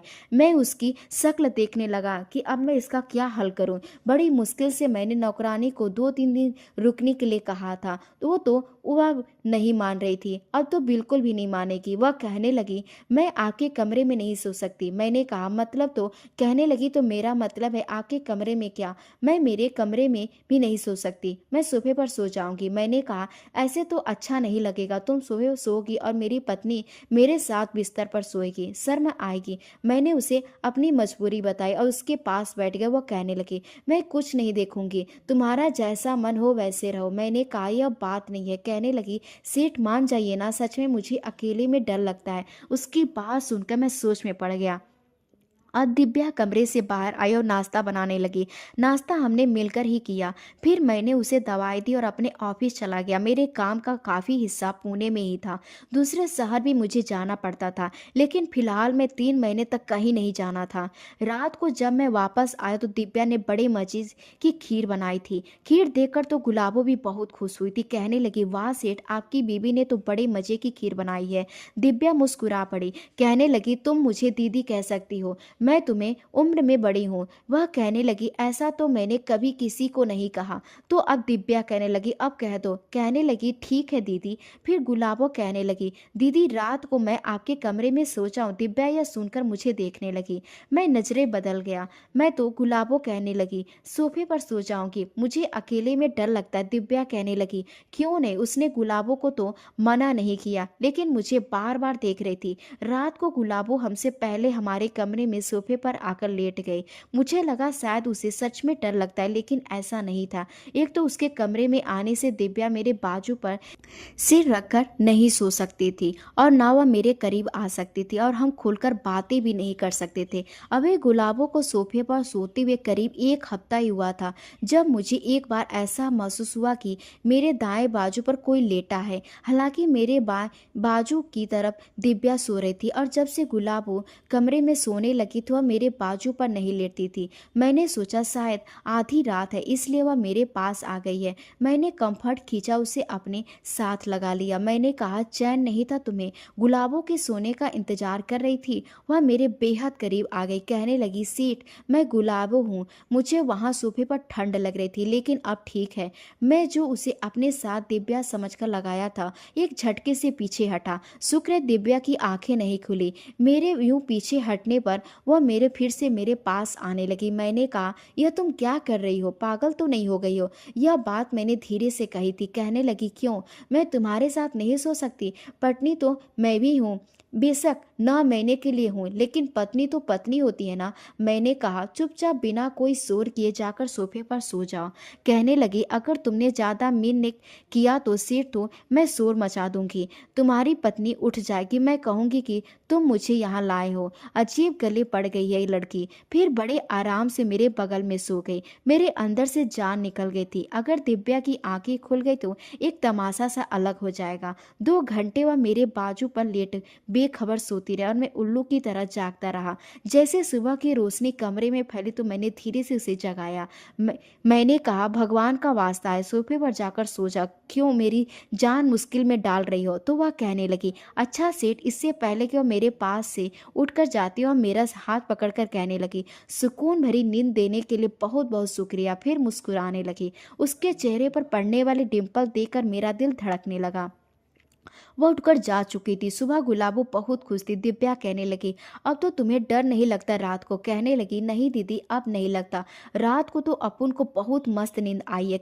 कसम से उसकी यह जुबान सुनकर दिव्या हंसी थी, लेकिन मेरी जान निकली थी। वह कहने लगी, गुलाबो, तुम बोलती बड़े मजे के हो। दिव्या के लिए शायद यह जुबान नहीं थी। मैंने कहा, क्या मजे को बोलती? ऐसी जुबान जाहिल और मवाली किस्म के लड़के बोलते हैं। बजाय उसे तमीज सिखाने के तुम उसे मोटिवेट कर रही हो। दिव्या कहने लगी, ठीक है, मैं सिखा दूंगी उसे। आप क्यों इतना चिढ़ रहे हैं? मैं क्यों इतना चिढ़ रहा हूँ? मैं खुद भी नहीं जानता था। रात को मैंने गुलाबो से कहा वह अपने कमरे में जाकर सोए। मेरी बात सुनकर गुलाबो कहने लगी, वो क्यों सेठ? मैंने कहा, इसलिए कि मुझे अपनी पत्नी के साथ वक्त गुजारना है और मैं तुम्हारी मौजूदगी में नहीं गुजार सकता। मेरी साफ बात सुनकर दिव्या ने मुझे हैरत से और घूर कर देखा, लेकिन गुलाबो का चेहरा बुझ गया। वह फौरन से उठकर कमरे से बाहर चले गए। दिव्या कहने लगी, कार्तिक, आपके अंदर जरा भी शर्म है? मैंने कहा, प्लीज दिव्या, अब अगर उसे खुद एहसास नहीं है तो मुझे कहना पड़ेगा ना। असल वजह में मैं ही जानता था, लेकिन पहली बार ऐसा हुआ कि उस रात मुझे चैन ही नहीं आ रहा था। दिव्या के साथ वक्त गुजारने के बाद भी मैं बेचैन था। पता नहीं कब जाकर नींद आई। सुबह दिव्या नाश्ता बनाने के लिए गई और गुलाबों के कमरे में गई तो भागते मेरे कमरे में आई। छुट्टी का दिन था इसलिए मैं सो रहा था। कहने लगी, कार्तिक जल्दी आओ। मैंने कहा, क्या हुआ? कहने लगी, आओ तो। मैंने कहा, अच्छा। मैं उठकर गुलाबों के कमरे में गया। पूरा कमरा धुएं से भरा हुआ था। सोफे पर वह बड़े गुस्से में बैठी सिगरेट पी रही थी। जब मैंने एस ट्रे देखी तो मेरे होश उड़ गए थे। मैं उसके पास आ गया। मैंने कहा, यह क्या किया तुमने? तुम्हें मैंने मना किया था ना, सिगरेट मेरे बच्चे के लिए नुकसानदेह है। कहने लगी, यह अपुन को नींद नहीं आ रही थी, सिगरेट पीकर भी नहीं आई, इसलिए सिगरेट पी और आइंदा भी पिएगी। जमीन पर फेंका था। मैंने कहा, अगर तुम्हारी हरकतों की वजह से मेरे बच्चे को कोई नुकसान पहुंचा तो याद रखना, मुझसे बुरा कोई नहीं होगा। दिव्या कहने लगी, कार्तिक, आराम से बात करो प्लीज। मेरे गुस्से को देखकर दिव्या परेशान हो गई, लेकिन गुलाबो मेरे सामने खड़ी हो गई। कहने लगी, मैं पिएगी, मरता है तो मर जाए। तुम्हारा बच्चा हर वक्त मेरा बच्चा क्या करता है रहता है? तुम उसकी यह बात सुनकर मेरा यह हाल था कि गुस्से से मेरा दिमाग घूम के रह गया था। मैंने उसे बाजू से पकड़ लिया और कहा कि क्या तुमने मेरे बच्चे को मरने का कह रही हो? मेरा लहजा इतना ऊंचा था कि दिव्या पूरी तरह से घबरा गई। मेरा कुछ यह हाल था कि अगर वह प्रेग्नेंट ना होती तो शायद मेरा हाथ उठ जाता। छोड़ो अपुन का सेठ, तुम्हारा सारा पैसा अपुन वापस करेगी। मुझे नहीं पैदा करना तुम्हारा बच्चा। यह सुनकर मैं आपे से बाहर हुआ था। मैंने उसके दोनों बाजू से उसे पकड़ा और उसे अपने करीब किया। मैंने कहा, दोबारा यह लफ्ज तुम्हारी जुबान से निकला तो मुझसे बुरा कोई नहीं होगा। शायद वह घबरा गई। मैंने कहा, सुन रही हो ना तुम? दिव्या परेशान उठी वो कहने लगी, भगवान के लिए कार्तिक क्या कर रहे हो? छोड़ो उसे। मैंने कहा, उसे समझ आ रहा था, अब तुम्हें इसे खुद समझा दो। मैं इसे छोड़ूंगा नहीं, बड़ी मुश्किल से मैंने यह दिन देखा है, कितनी मुश्किलों से मैं यह सब कुछ हैंडल कर रहा हूँ, मैं ही जानता हूँ। अगर मेरे बच्चों को कुछ हुआ ना, भगवान की कसम यह मुझसे नहीं बच पाएगी, इसे अच्छी तरह समझा दो। यह कहकर मैंने उसके बाजू छोड़े और कमरे से बाहर चला गया। अगर कुछ देर और मेरे कमरे में रहता तो शायद गुस्से से कुछ और कर बैठता। कमरे में जाने के बाद अब मैं सिगरेट पीने लगा। आधे घंटे बाद दिव्या कमरे में आई, मुझे यूं सिगरेट पीकर देखते हुए कहने लगी, अब आप शुरू हो गए। बड़ी मुश्किल से मैंने उसे समझाया, पता नहीं उस पागल लड़की को क्या हुआ है, शायद उसे नशे की आदत है। नशा नहीं मिलता तो उसे पता नहीं क्या होता है। बड़ी मुश्किल से नाश्ता करवाया हूँ, आई हूँ। छोड़ो कार्तिक उसे, चलो नाश्ता करो। मैंने कहा, मुझे कुछ नहीं खाना। उसे मेडिसिन दी है तुमने? कहने लगी, हाँ खिला दी मेडिसिन मैंने। उसे बहुत प्यार से समझा, आइंदा नहीं करेगी। लेकिन मेरा पारा कम होने का नाम ही नहीं ले रहा था। मैंने दोपहर को भी खाना नहीं खाया था। रात को बड़ी मुश्किल से एक रोटी खाई। रात को मुझे नींद नहीं आ रही थी। दिव्या जब गहरी नींद में सो गई तब मैं उठा, अपने कमरे से बाहर निकलकर गुलाबों के कमरे में आ गया। वह जाग रही थी और रो भी रही थी। मुझे देखकर रुख बदल गई। मैंने कमरा बंद किया, कुंडी लगाई, कहने लगी, सेठ शराफत से मेरे कमरे से बाहर निकल जा। मुझे तेरी शक्ल भी नहीं देखनी। अपनी पत्नी को वक्त दो। गुलाबों को तुमसे कुछ नहीं चाहिए। सेठ बार बार अपने आंसू साफ कर रही थी। मैं उसके पास सोफे पर जाकर बैठ गया और उसकी तरफ देखने लगा। मैंने कहा, रो क्यों रही हो? कहने लगी, तुम्हें क्यों तकलीफ है? तुम जाओ, जाकर अपनी पत्नी को गले लगाओ। कुछ देर मैं उसका चेहरा देखने लगा। मैंने कहा, तो तुम मेरे गले लगना चाहती हो? मेरी बात सुनकर उसने मुझे खा जाने वाली नजरों से देखा।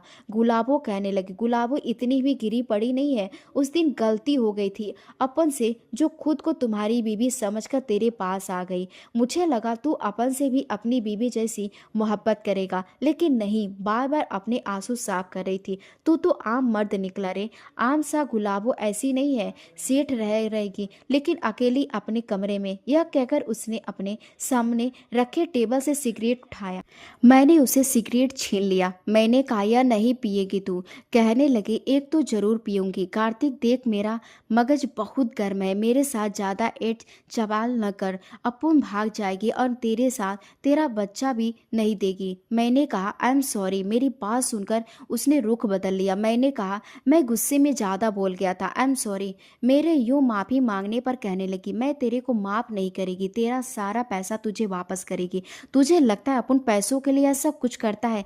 तेरा एक एक पैसा अपन वापस करेगी। वह अभी भी रो रही थी। मैंने कहा, कैसे वापस करोगी? उनमें से आधे पैसे की तो तुम सिगरेट पी चुकी हो। कहने लगी, कमा के देगी। मैंने हिम्मत के लिए उसका हाथ पकड़ा तो उसने मेरा हाथ बुरी तरह से झटका। कहने लगी, तुम बहुत बुरे हो। वह हिचकियों से रोने लगी, किसी छोटे बच्चे की तरह बेबाक। मैंने उसे अपने साथ लगाया था। मैंने कहा, ऐसा नहीं है गुलाबो। कहने लगी, ऐसा ही है कार्तिक, ऐसा ही है। अभी भी तू अपने बच्चे के लिए आया है, तू बस अपने बच्चे की फिक्र है। मैंने कहा, बच्चे की माँ की भी है। यह सिगरेट तुम्हारे लिए भी नुकसानदेह होती है। मैंने उसके दोनों हाथ पकड़ लिए। मैंने कहा, आइंदा मैं तुम्हारे साथ कभी बुरा सलूक नहीं करूँगा।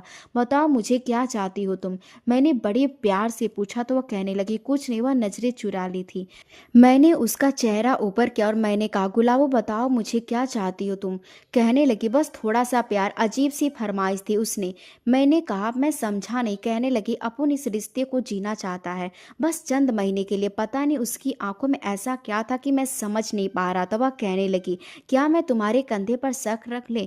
बस थोड़ी देर के लिए। मैंने अपना हाथ फैलाकर उसे अपने साथ लगा लिया। उसने अपना सर मेरे कंधे पर रख लिया। कहने लगी, बस अपन को यही चाहता है।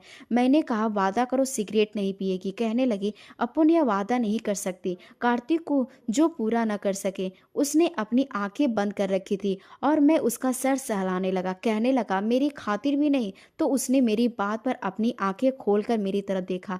कहने लगी, इतना भी अच्छा नहीं है तू कि तेरी खातिर गुलाबो सिगरेट छोड़ दे। यह कहकर उसने फिर से आंखें बंद कर ली, अपना हाथ मेरे कंधे पर रखा और मेरे और करीब हो गई। मैंने कहा, अगर तुम्हारे दिल में मेरे लिए जरा भी मोहब्बत है गुलाबो, तो आज के बाद तू सिगरेट नहीं पिएगी। कहने लगी, अपन पिएगा, मोहब्बत होगी तो नहीं पिएगा। कहने लगी, गुलाबों को सब कुछ हो सकता है, कार्तिक पर किसी से मोहब्बत नहीं हो सकता। मैंने कहा, अगर हो गई तो सिगरेट को हाथ नहीं लगाओगी, पियोगी नहीं। फिर मैं उसका सर सहलाने लगा। कुछ ही देर में वह गहरी नींद में सो चुकी थी। मैंने उसे गोद में भरा, बेड पर बड़ी सावधानी से लेटा दिया। वह सो चुकी थी। फिर मैंने उसकी अलमारी खोली तो मेरा दिमाग चकरा के रह गया। लग रहा था लाखों रुपए की सिगरेट खरीद चुकी थी। वह अलमारी के 2 खंडे सिगरेट से भरे हुए थे।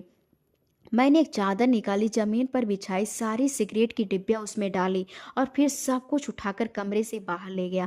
बाहर ले जाकर मैंने सारी सिगरेट जला दी। फिर उस पर पानी डालकर बहाकर अपने कमरे में आकर लेट गया। अगले दिन जब मैं ऑफिस में आया तो दिव्या बेहद परेशान थी। मुझे देख के कहने लगी, कार्तिक को यह कहकर वह चुप हो गई। मैंने कहा, क्या हुआ है उसे? कहने लगी, पता नहीं, कार्तिक बहुत चिल्ला रही थी, तुम्हें गालियां दे रही थी, कह रही थी वह उस कमबख्त ने मेरी सिगरेट पता नहीं कहाँ छुपाई है।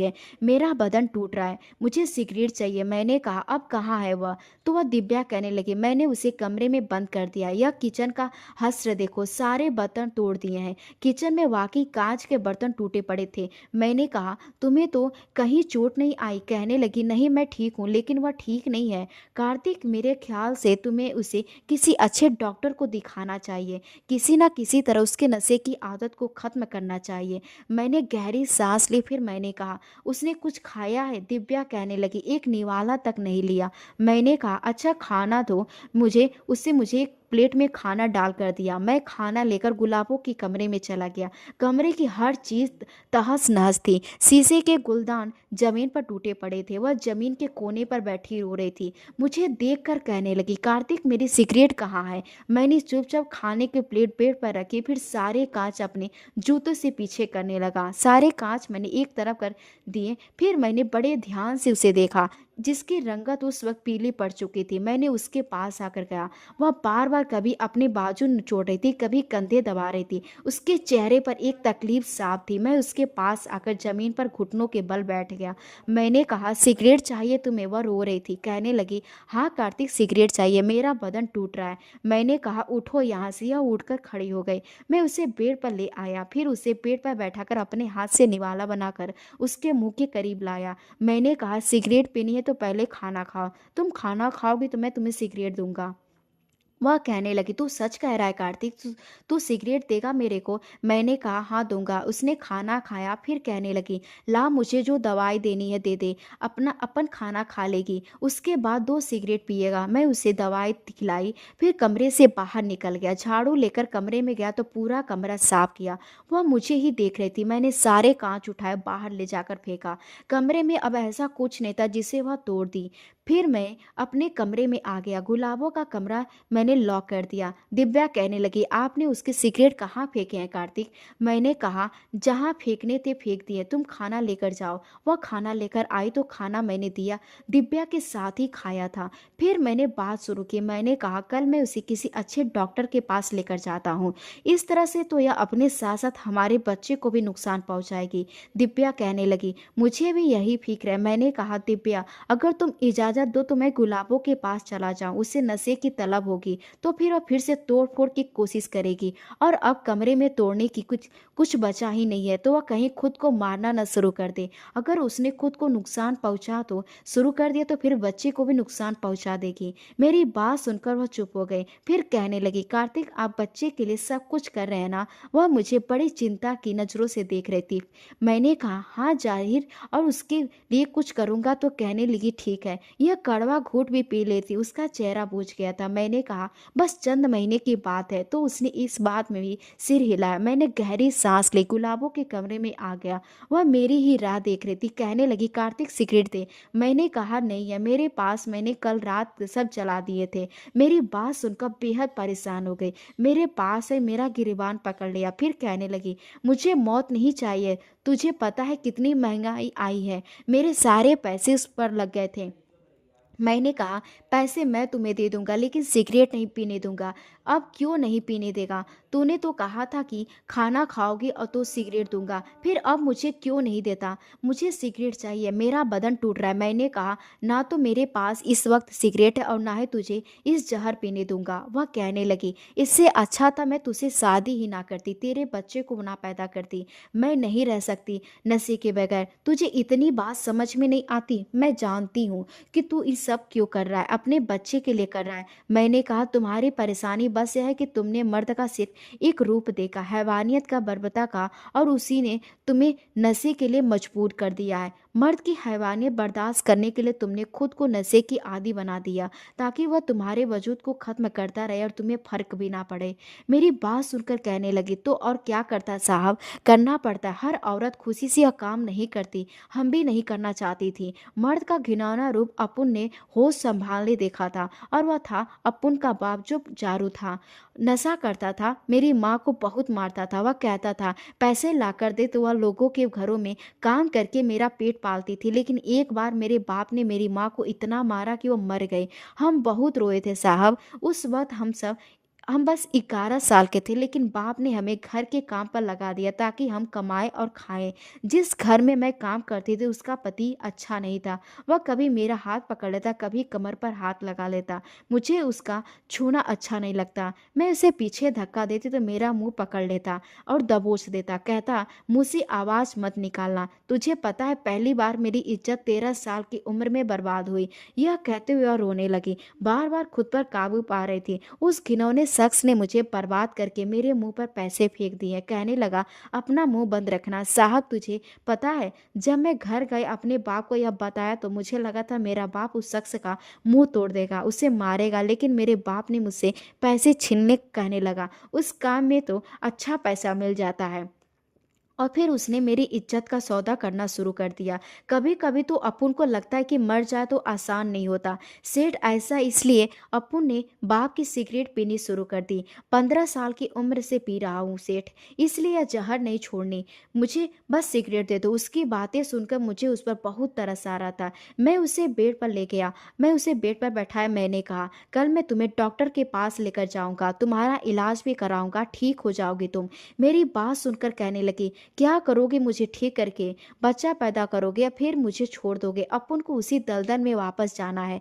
फिर क्यों अपुन पर पैसा बर्बाद करना? सेठ, मुझे बस सिगरेट ला दे, कुछ नहीं होगा। तेरे बच्चे को हम दवाई खिला रहे हैं, तुम्हारी बीबी हमें अच्छा खाना भी देती है। मैंने कहा, मुझे तुम्हारा ख्याल है। मेरी बात सुनकर कहने लगी, मेरा ख्याल क्यों है? मैंने कहा, पता नहीं, लेकिन मुझे तुम पर अच्छी लगने लगी हो। मेरा जी चाहता है कि तुम ठीक हो जाओ। पहली बार मैंने अपने दिल की बात उससे कही थी। कुछ देर वह मुझे देखती रही, फिर नजरें चुराने लगी, फिर कहने लगी, शेर सिगरेट दे दे वरना नींद नहीं आएगी। मैंने कहा, नींद की गारंटी मैं तुम्हें देता हूँ, आ जाएगी नींद।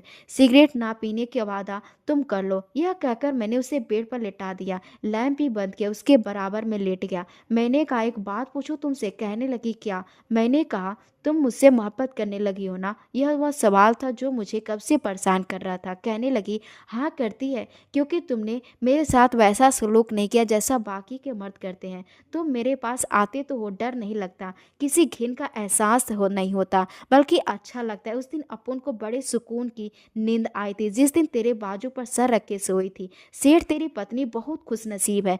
मैंने कहा, तुम भी तो मेरी पत्नी हो। मैंने उसे अपने बाजू पर लिटाया। मैंने कहा, बिना सिगरेट के आज मैं तुम्हें सुला दूंगा, बड़ी मोहब्बत के साथ। उस रात मैंने उसे सिर्फ मोहब्बत से सुला दिया था, और ऐसा क्यों किया था यह मैं भी नहीं जानता था। लेकिन वह आराम से सो चुकी थी। पहली बार उसकी नजदीकी से मुझे घिन नहीं एहसास हुआ था। वह अच्छी लगने लगी थी। यह बेबस लड़की थी। मेरा जी चाहने लगा कि उसका हर जख्म अपनी मोहब्बत से भर दूं, और उस रात मैंने ऐसा ही किया था। अब वह बदलने लगी थी, अपनी जुबान, अपना अंदाज, सब कुछ बदल रही थी, बिना मेरे डांटे या कहे। 5 महीने बाद जब पहली बार मैंने उसका अल्ट्रासाउंड करवाया तो पता चला जुड़वा बच्चे हैं। यह सुनकर दिव्या बेहद खुश थी। कहने लगी, कार्तिक, मैं सारी जिंदगी एक बच्चे के लिए तरसती थी, और अब दो। मैंने कहा, यह तुम्हारे सब्र का सिला है। दिव्या उसका और ज्यादा ख्याल रखने लगी। 7 महीने में उसके पांव बहुत सूज गए, चलने फिरने में भी बहुत मुश्किल होती थी, सांस भी बहुत फूलती थी, कई बार खुद से झरझरना जाती थी। कहती थी, मुझसे यह सब बर्दाश्त नहीं होता, मैं अजीब हो गई हूँ सेठ। अपने देख कर वह बेचार सी लगने लगी थी। मैंने कहा, पहली बार में ऐसा ही होता है। आज मैं उसके कमरे में ही था। कहने लगी, मेरे पाँव में बहुत दर्द है सेठ, में मेरे पैर दबा दे। उसकी बात ने मुझे मुझे हैरान किया था। मैंने कहा, मैं कहने लगा, तो तुम नहीं दबा सकते? बच्चे भी तो तुम्हारे ही है ना? यह कहते हुए जरा सा मुस्कुराई थी। मैं जरा ताज्जुब का शिकार हुआ। मैंने कहा, गुलाबो, मैंने कभी किसी के पैर नहीं दबाए सिवाय अपनी माँ के। तो कहने लगी, सेठ बहुत दर्द हो रहा है, नींद नहीं आएगी। ऐसी मजबूरी से मैं उठकर बैठ गया। बड़ा अजीब सा लग रहा था, लेकिन फिर भी मैं उसके पाँव दबाने लगा। ऐसी फरमाइश तो कभी दिव्या ने भी नहीं की थी। कुछ देर बाद ही वह सो गई। एक बार कहने लगी, मुझे तुमसे पैसे नहीं चाहिए सेठ। मैंने कहा, वो क्यों? कहने लगी, बस नहीं चाहिए। यह बात समझना कि गुलाबो तुझसे बच्चा छीन लेगी, वो मैं तुझसे नहीं लेगी। तुम्हारी बीवी बहुत अच्छी है, मेरा बहुत ख्याल रखती है, इसलिए उसके साथ बेईमानी नहीं करेगी। यह बच्चे मेरी तरफ से तोहफा समझ कर रख लेना।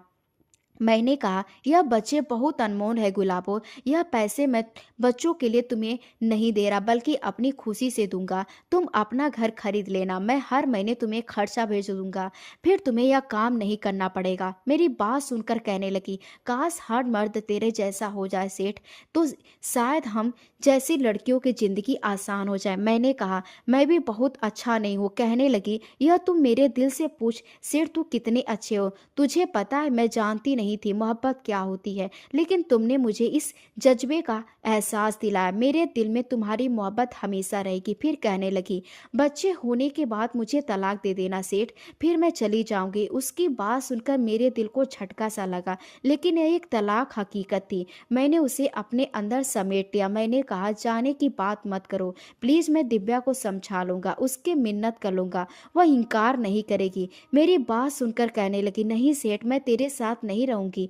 मैंने उसके चेहरे की तरफ देखा तो जो बहुत बुझा हुआ था। मैंने कहा, रहना पड़ेगा, मैं तुम्हें छोड़ नहीं सकता। भगवान मुझे दो बच्चे ही दे रहा है, इसलिए मैं, ताकि एक को तुम संभालो और एक दिव्या। मेरी बात सुनकर कहने लगी, नहीं सेठ, मैं नहीं रहूंगी। तुम्हारी बीवी ने बहुत कुछ सहा है, तुम्हारी माँ की बहुत कड़वी बातें सुनी। मुझे बताया था उसने, तेरी माँ ने उसके साथ अच्छा नहीं किया। पहले तुम्हारी माँ को घर के कामकाज की मुसीबत पड़ी थी, जिसकी वजह से उसका बच्चा गिर गया, और फिर वह माँ नहीं बन सकी, तो वह उसे ताने देने लगी, अछूत समझने लगी। अब जाकर उसे खुशी मिली है। सेठ, गुलाबो इतनी खुदगर्ज नहीं है कि उसके साथ जाती करे। मुझे नजर आता है वह सौतन बर्दाश्त नहीं करेगी। अभी भी वह जाकर देखो, सोई नहीं होगी, जाग रही होगी। मर्द दूसरी औरत के पास जाए तो चैन नहीं आता, अपुन जानती, इसलिए उसे इम्तहान में नहीं डालेगी। मैंने कहा, तुम्हें लगता है मैं उसके साथ जाती करूंगा?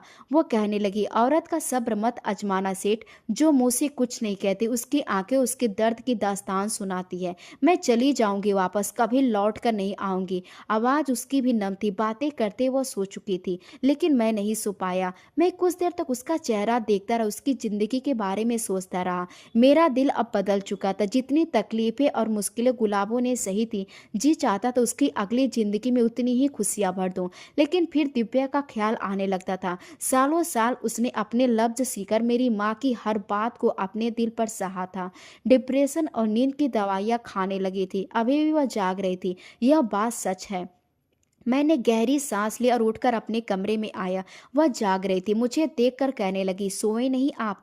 मैंने कमरा बंद किया, कुंडी लगा और उसके पास आकर लेट गया। मैंने कहा, तुम भी नहीं सोई? कहने लगी, कार्तिक, आपको पता है, मैं यह सोच रही थी कि अब बस 2 महीने रह गए हैं, हमें बच्चों की खरीदारी करनी चाहिए। उसके चेहरे पर एक अजीब सी चमक थी। मैंने कहा, कल ले जाऊंगा तुम्हें, जो चाहे खरीद लेना। मैं चुप सा था। वह सारी चीजें गिनवाने लगी।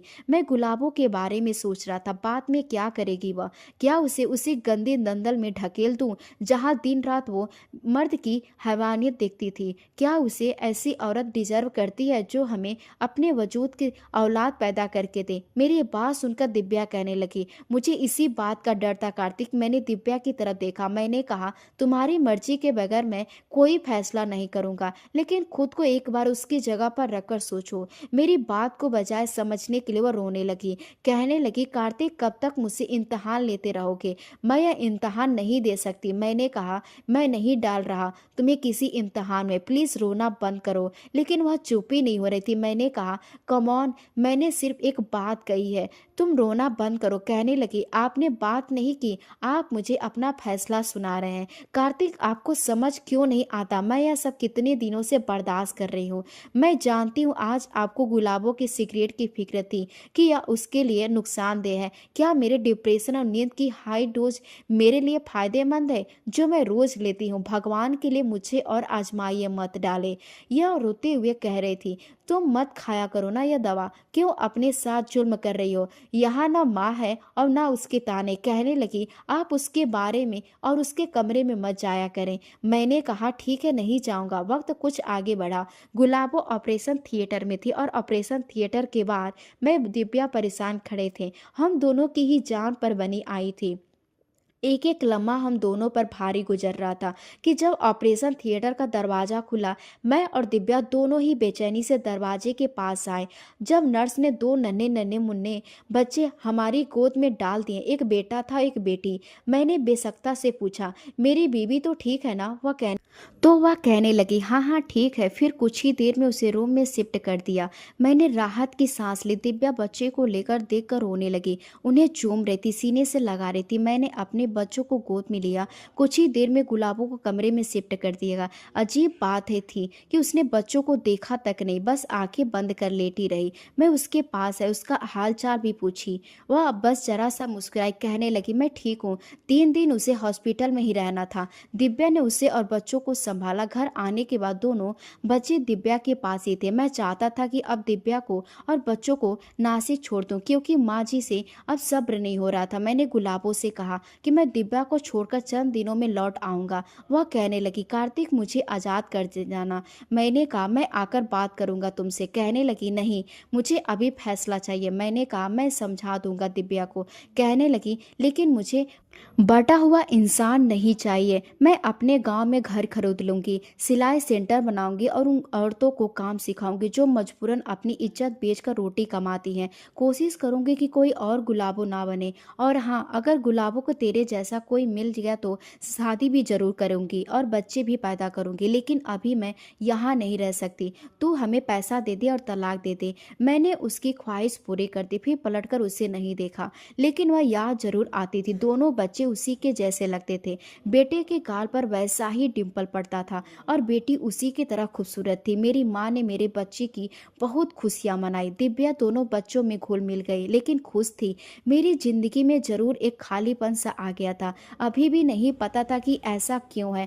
वक्त यूं ही गुजरता गया। 6 साल और गुजर गए। जब मैं बच्चों की फरमाइश पर उन्हें मनाली लेकर गया, इधर उधर टूर करते हुए बच्चे बर्फ से खेलते रहे। जब मेरी नज़र एक हंसती मुस्कुराती लड़की पर पड़ी, लेकिन जैसे उसे गौर से देखा तो मेरी नज़रें पलटना भूल गई। वह गुलाबो थी, उसके साथ एक शख्स भी था और एक छोटा सा बच्चा भी। दिव्या भी उसे देख रही थी। मुझसे कहने लगी, यह तो गुलाबो है। मैंने कहा, हाँ वही लग रही है। कहने लगी, कार्तिक चलो उससे मिलकर आते हैं। मैंने कहा, तुम जाओ, मैं नहीं जाऊंगा। मेरी बात सुनकर वह उठकर चली गई, लेकिन मैं वहां नहीं रुका। मैं नहीं चाहता था कि वह मुझे देखे और अतीत को याद करे। उसका वक्त अच्छा गुजर रहा था और उसे चाहिए था कि उससे मैं खुश रहती, क्योंकि खुशियां पर उसका भी हक था। कुछ देर बाद दिव्या बच्चों के साथ वापस आ गई। बताने लगी, गुलाबो बहुत खुश है, उसने शादी कर ली है, उसका एक बेटा भी है।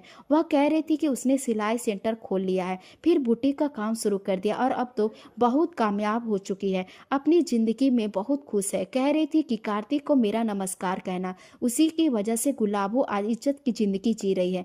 मैंने भी इन 6 सालों में ऐसे सेंटर बना लिए हैं जहाँ ऐसी लड़कियों को रखा जाता है जो मजबूरन ऐसा काम करती हैं। उन्हें इज्जत की जिंदगी और सुरक्षित जगह और उनकी जरूरत की चीजें मैं अरेंज करा रहा था। और जब कोई उनसे शादी की इच्छा जताता तो मैं उसे छानबीन करके उसकी शादी भी करवा देता था, ताकि बुराई फैलने के बजाय खत्म हो और औरत इज्जत की जिंदगी गुजार सके।